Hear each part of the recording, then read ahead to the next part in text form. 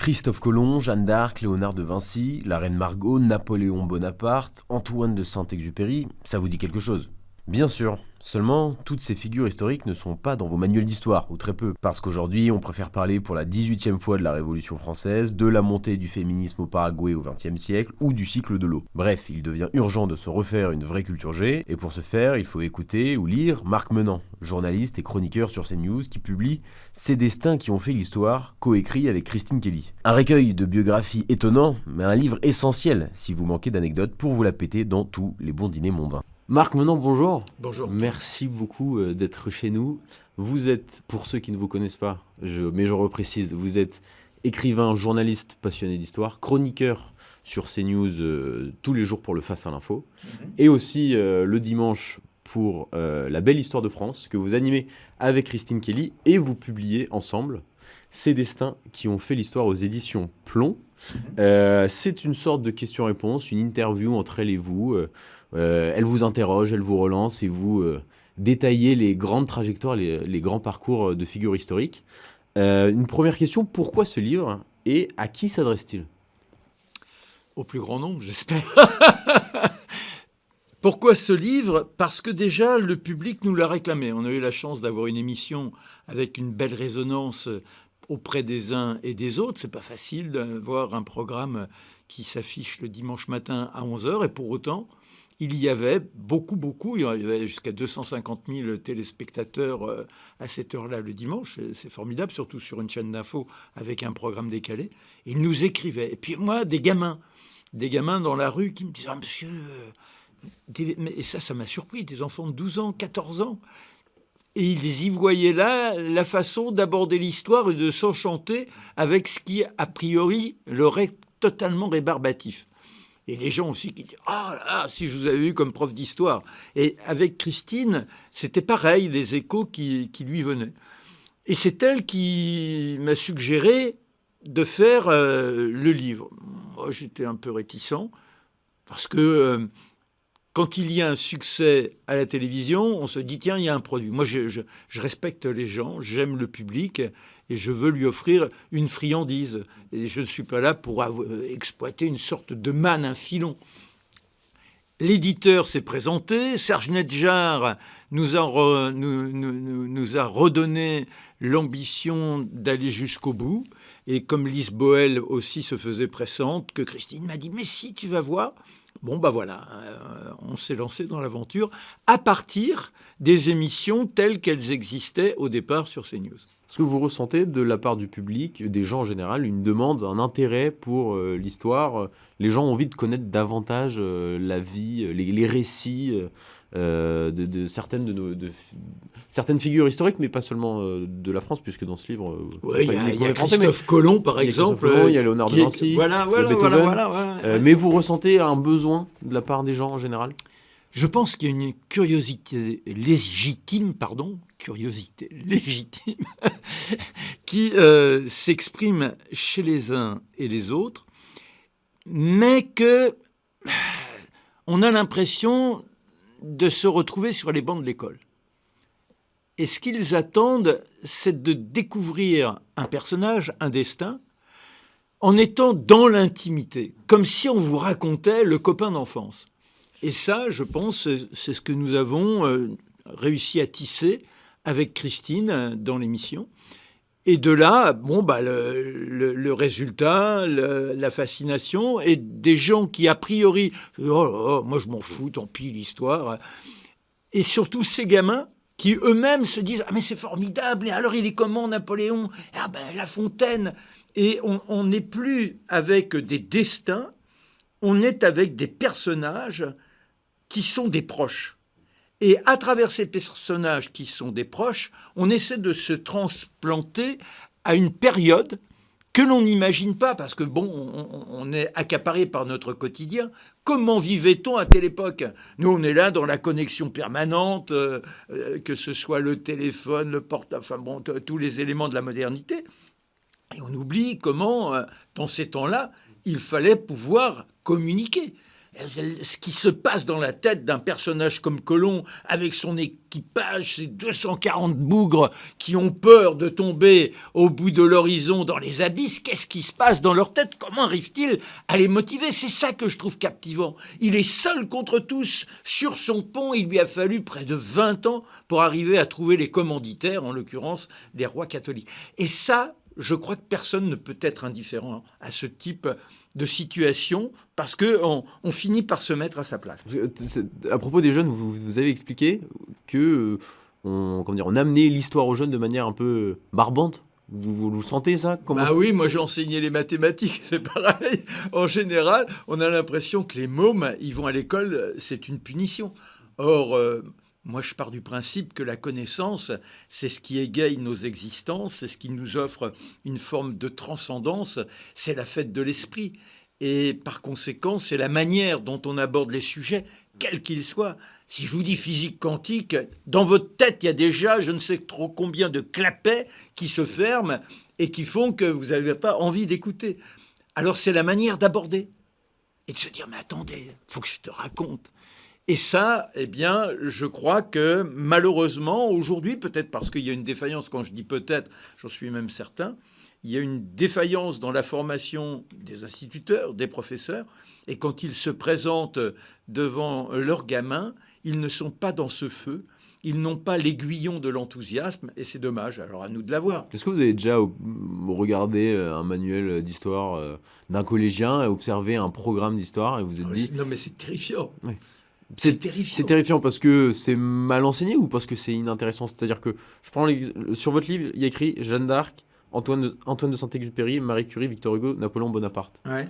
Dans des manuels d'histoire actuels d'un élève de 4e, vous pensez qu'on mentionne toutes ces figures que je viens de citer? Déjà, on ne les mentionnera pas toutes comme ça, parce qu'il y a une sorte de déconstruction, et on voudrait essayer de faire croire que l'on va offrir une sorte d'analyse en perspective, mais en oubliant les personnages. Moi, ce qui m'intéresse, ce sont les personnages. C'est pas pourquoi Napoléon part en guerre. Quoi qu'il arrive, quel est cet homme qui émerge? Pourquoi il émerge? Et ce qui crée, je dirais, le ressort propulsif qui lui permet de conquérir les uns et les autres. Vous vous rendez compte, ce personnage, il arrive en France, il a 10 ans.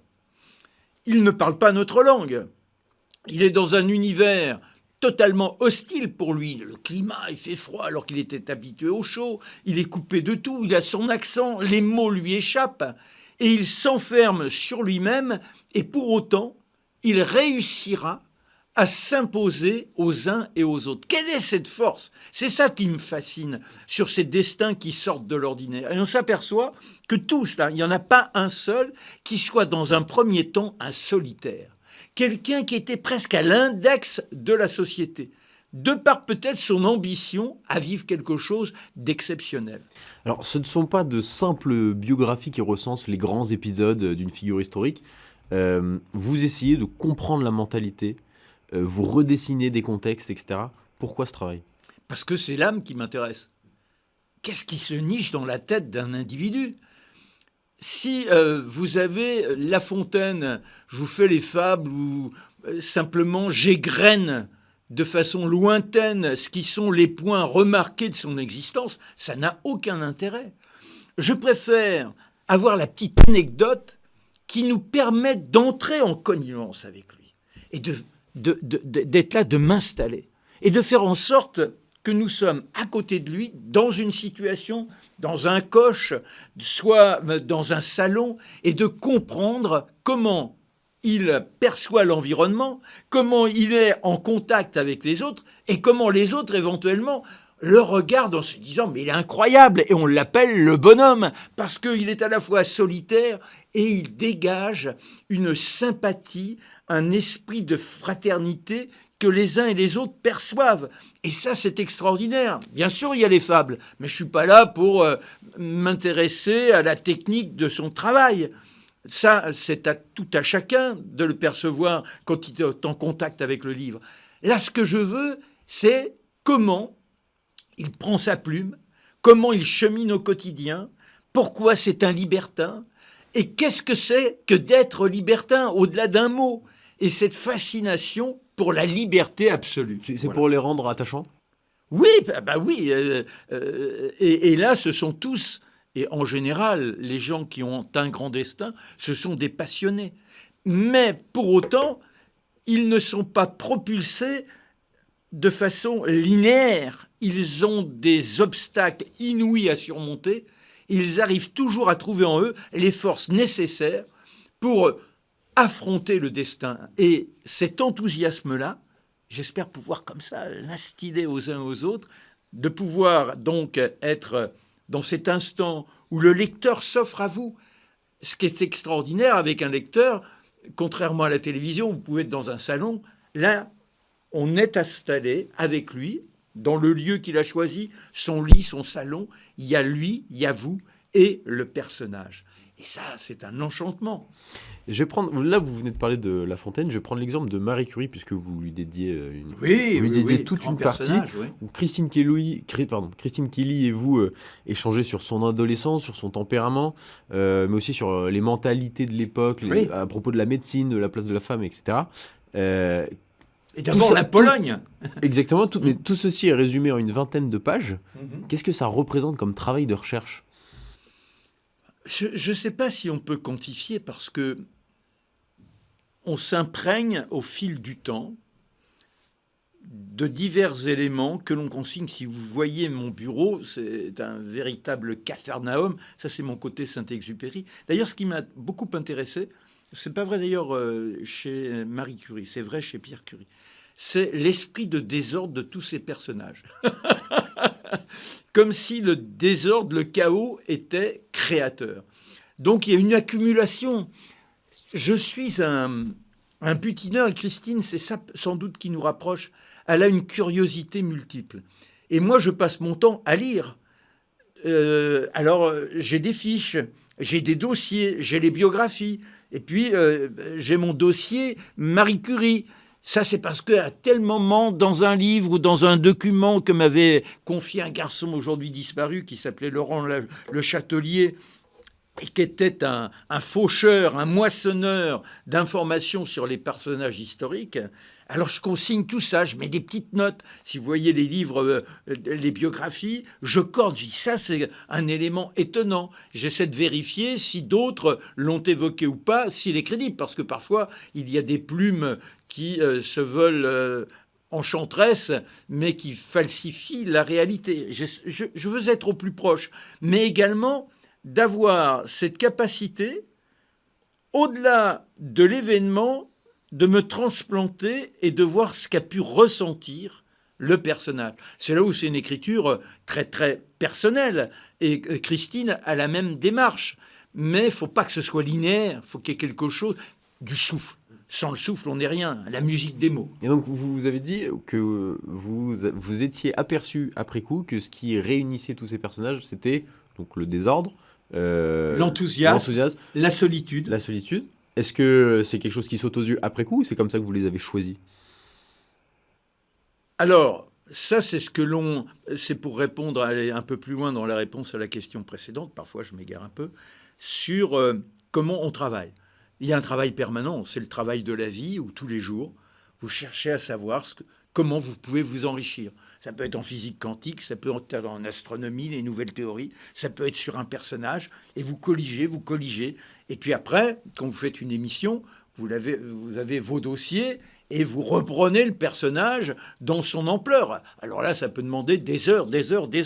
Et puis sur un bout de papier, parce que moi j'aime l'improvisation, sur un bout de papier, vous notez les petites choses, et ensuite, dans la logique du direct, vous vous laissez porter. Et là, pour un livre, eh bien, vous reprenez l'ensemble, et tel le sculpteur qui a la masse du départ, il faut aller avec le ciseau refaçonner, que le mot teinte au bon moment, que le mot soit une cymbale, que le mot soudain, toc, vous prenne et accroche le lecteur. Voilà. D'accord. Est-ce que je me trompe si je dis que celui qui vous fascine le plus, c'est Christophe Colomb ?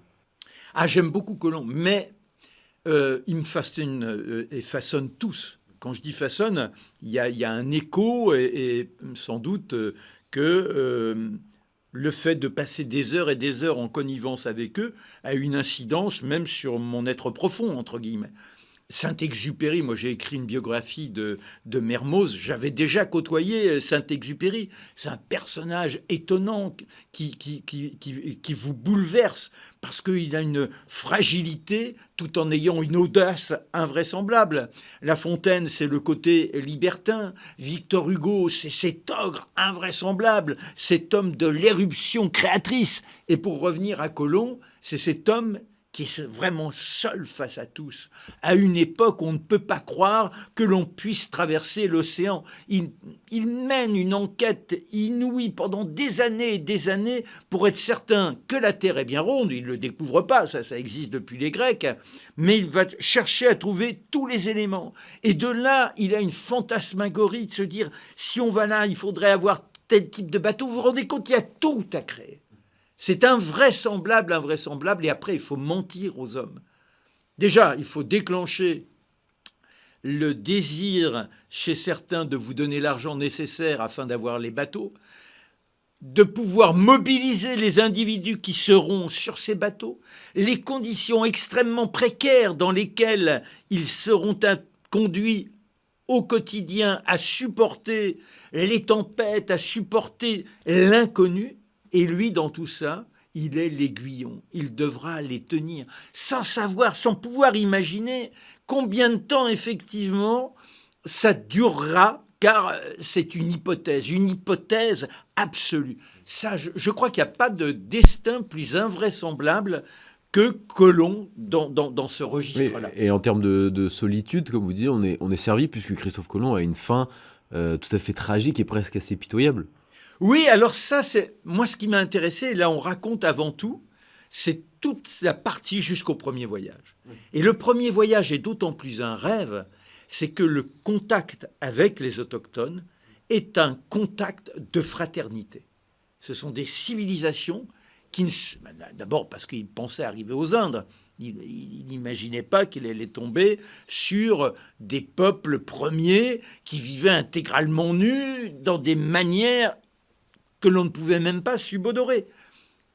Et eux, encore moins. Vous imaginez, vous êtes là à vivre en osmose avec votre territoire, la mer, les dieux, et soudain jaillissent des personnages avec des armes sur des bateaux. Eh bien, ces gens vont se rencontrer sans aucune agressivité. C'est l'instant où, je dirais, l'humanité, dans ces deux contacts de civilisation, est digne de Rousseau. Et ça, c'est formidable. Alors, l'événement culturel et historique du moment, c'est évidemment la sortie du film Napoléon, une figure historique constamment décriée, jugée par les dogmes de notre époque. Il y a notamment cette couverture de l'Humanité qui titre « Napoléon en finir avec le mythe », etc. Qu'est-ce que ça vous évoque, le procès qui est permanent, qui avait déjà eu lieu en 2021 pour le bicentenaire, etc. Qu'est-ce que ça vous évoque ? Je pense que c'est sain, d'une certaine façon. Parce qu'avoir des idoles, ça ne veut pas dire... Une idole, ça reste un homme, c'est pas Dieu. Alors moi, je suis impie, mais Dieu, c'est la perfection. L'homme ne peut être la perfection. Dans le parcours de Napoléon, oui, il y a des choses qui sont insupportables. Parce que il n'est pas digne d'être parfois à la tête de ces hommes. Mais là encore, il faut reconceptualiser. Quand il est en Égypte, qu'il a 3000 prisonniers et qu'il les fait abattre, mais de façon barbare, si on regarde ça, on se dit c'est la dernière des ordures. Reste qu'il est avec 3000 prisonniers, que peut-il en faire ? Bon, voilà. Et puis, c'est l'époque. Il n'y a pas le même respect de la vie qu'aujourd'hui. Et encore, est-ce qu'aujourd'hui, on a véritablement le respect de la vie ? Ne jugeons pas, mais soyons critiques. Non, ce n'est pas un saint. Oui, il a des comportements parfois abjects, mais ce qui m'intéresse, et c'est pour ça qu'on a fait avant tout Bonaparte, c'est comment un petit bonhomme du fin fond de la Corse, qui vient à peine de devenir française, acheté par le roi aux Génois. 1 an avant la naissance de Napoléon. Voilà. Oui. Comment ce petit bonhomme va s'imposer comme étant le maître de l'Europe et surtout celui qui sauve la révolution d'une certaine façon, tout en la corrompant, puisqu'il lui faut créer cet empire pour stabiliser. Et c'est d'ailleurs, c'est un écho, puisqu'on raconte Beethoven. Beethoven était fasciné par... Il ne faut pas oublier ça aussi. C'est que les Français, les révolutionnaires, sont admirés par la majorité des peuples. Et on arrive, contrariant les autorités, les aristocrates et les rois, mais les peuples et une partie de l'aristocratie nous accueillent en libérateurs parce que le courant des Lumières a déjà germé dans les esprits. Et Beethoven voit Napoléon comme l'homme de l'avenir, l'homme de l'espoir, l'homme de l'humanité conquérante, l'homme de la dignité. Et puis cet homme s'autoproclame empereur. Et alors qu'il avait composé l'hymne en hommage à Napoléon, eh bien là, il a une fureur inouïe, l'une des colères de Beethoven, il le condamne à tout jamais. Vous voyez comme quoi on peut être à la fois, bien disons, témoin de la force d'un personnage, d'une imprégnation étonnante, de reconnaître ce dont il est capable, lever les hommes, mais de percevoir aussi que parfois, pris par la force de son destin, il oublie ceux avec lesquels il est en train de conquérir ce destin ou de le construire. Je suis tout à fait d'accord avec vous, seulement tout le monde ne fait pas le travail, ce travail de nuance que vous avez. Et c'est ça que j'essaie de... Ah oui, parce que malheureusement... Aujourd'hui, tout est très binaire à oui, son sujet. Est-ce que c'est aujourd'hui... C'est ça qui, également... Pourquoi moi je suis en quelque sorte fasciné par ce courant des Lumières?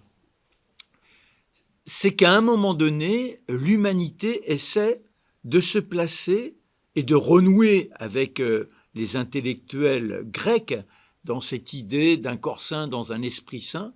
Et c'est comment être à la fois dans la guerre des idées, mais ce sont les mots qui se fracassent et ce ne sont pas les hommes.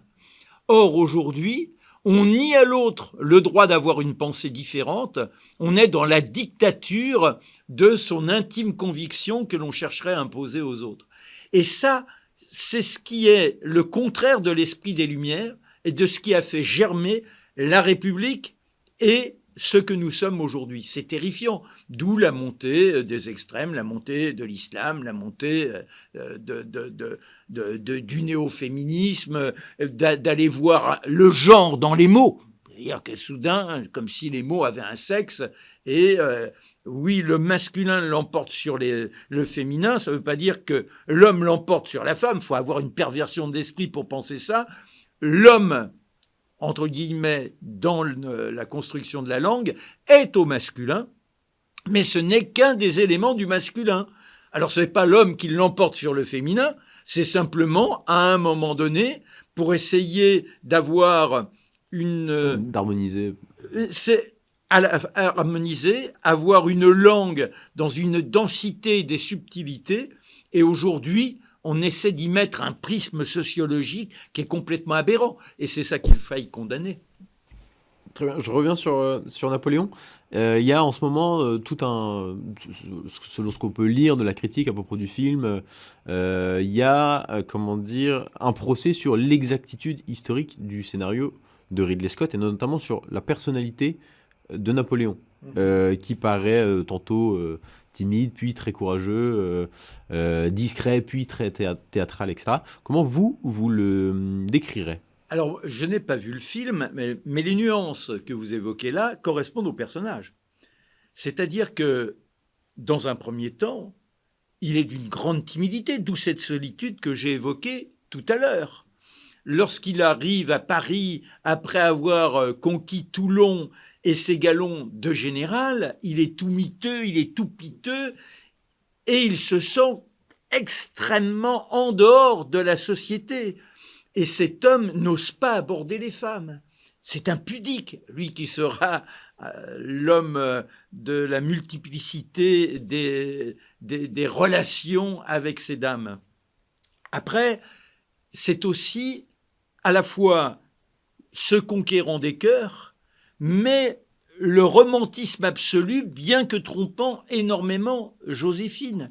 Mais il est tellement amoureux de Joséphine qu'en pleine campagne d'Italie, la première campagne d'Italie, avec ces gaillards qu'il faut mobiliser, qu'il faut dynamiser au quotidien, qui sont mal équipés, eh bien, durant les batailles, il pense à Joséphine. Le soir, il pleure. Il écrit 2 à 3 lettres. Même en pleine bataille, il écrit à Joséphine. Vous voyez cette fragilité? On n'imagine pas le général Leclerc en train d'écrire à sa femme, le général de Gaulle en train d'écrire à sa femme. Eh bien oui, il a cette fragilité, je dirais, de premier communion. Il ne faut pas le nier. Mais d'un autre côté, il y a des instants où il est dans la splendeur, emporté par la nécessité et submergé, je dirais, par l'action. Et de là, dans ces instants-là, il peut être sublime. À propos de sa relation avec Joséphine, vous parlez de la campagne d'Italie, mais dans le film, me paraît-il, que je n'ai pas vu non plus, mais de ce qu'on peut lire, il y a la campagne d'Égypte, qui, de ce qu'on raconte, est très maltraitée. Est-ce que vous pouvez nous raconter, vous, votre version des faits? La campagne d'Égypte, déjà, il y va par nécessité et également parce que le directoire, comme durant la campagne d'Italie, veut éliminer ce personnage un peu trop rayonnant et qui risquerait de s'accaparer le pouvoir alors que ce directoire est en fragilité de régime. Et le voilà sur place, il part avec de nombreux savants. C'est ça qui est extraordinaire. C'est à la fois une conquête, mais un désir de rencontre d'une civilisation. Et puis, il avait lu très très tôt Alexandre. Il a le principe, pourquoi pas, de grande conquête, d'aller jusqu'aux Indes. Tout ça pour bloquer le tempérament conquérant des Anglais. Mais tout tourne mal. Pourquoi tout tourne mal? Parce que déjà, le climat, on n'imaginait pas les conditions dans lesquelles on se trouverait. On n'est pas équipé pour affronter la chaleur, pour affronter le désert. Il n'y a pas les moyens de communication. La maladie va s'emparer de ça. Il va y avoir une sorte de famine dans les troupes qui voudraient se déliter. Mais là, il n'est pas question de déserter. Vous désertez face à qui? Pour aller où? Et comment maintenir tout ce monde? Et puis, il a l'obsession de Joséphine. Mais de ce côté-là, il trouve vite une compensation. Il a remarqué la petite Fourresse, qui est la femme d'un officier. Il conduit l'officier en lui donnant une mutation, mais qu'il ne soit plus là. Et il mène de belles amours avec la petite Fourresse. Et il est enamouré d'une certaine façon. Mais c'est vrai qu'il y a un lien indélébile avec Joséphine qu'elle lui manque. L'ensemble de la campagne tourne mal après Saint-Jean d'Arc. En plus, il y a la peste qui lamine les troupes. C'est un échec. C'est un échec militaire. Et il a eu des lettres, et il reçoit de temps en temps les journaux. Il sait la situation à Paris qui se pourrit et le pouvoir qui est prêt à tomber, son frère qui lui demande de revenir, et il se comporte en déserteur. Il faut avoir le courage de le dire. C'est-à-dire qu'il plante ses hommes, il donne le pouvoir, entre guillemets, militaire à Kléber, et il prend la poudre d'escampette avec ses plus fidèles, dont d'ailleurs Eugène de Beauharnais, le fils de Joséphine, avec Murat, et ils s'en vont en espérant ne pas tomber sur les Anglais dans la traversée de la Méditerranée. Mais c'est pas du tout pour retrouver Joséphine, là, oui. C'est du pur politique. Exactement, parce que dans le film, on quitte la campagne d'Égypte pour rejoindre... Voilà. Donc c'est le livre parfait pour Noël, pour tous ceux qui peut-être voudraient commencer à s'intéresser à l'histoire. En une vingtaine de pages, on a le moyen d'avoir, de comprendre la mentalité d'une figure historique. C'est pour ça, je me permets de vous couper, Antoine. J'espère qu'éventuellement, même ceux qui ont lu 30 livres sur Napoléon peuvent trouver là un Bonaparte inattendu, qu'ils peuvent également se retrouver en connivence avec La Fontaine, au-delà des événements, c'est-à-dire être en contact avec l'intime, avec les profondeurs du personnage. Et puis après, ce qui compte dans un livre, c'est est-ce qu'il y a du souffle? Est-ce qu'il y a la petite pétillance? Et ça, c'est la plume qui enchante ou qui n'enchante pas. Et même quand on connaît une histoire, on peut la raconter d'une manière telle que soudain, elle vous accapare, qu'elle vous emporte, qu'elle vous gonfle d'enthousiasme, d'optimisme et pourquoi pas de passion. Merci beaucoup, Marc.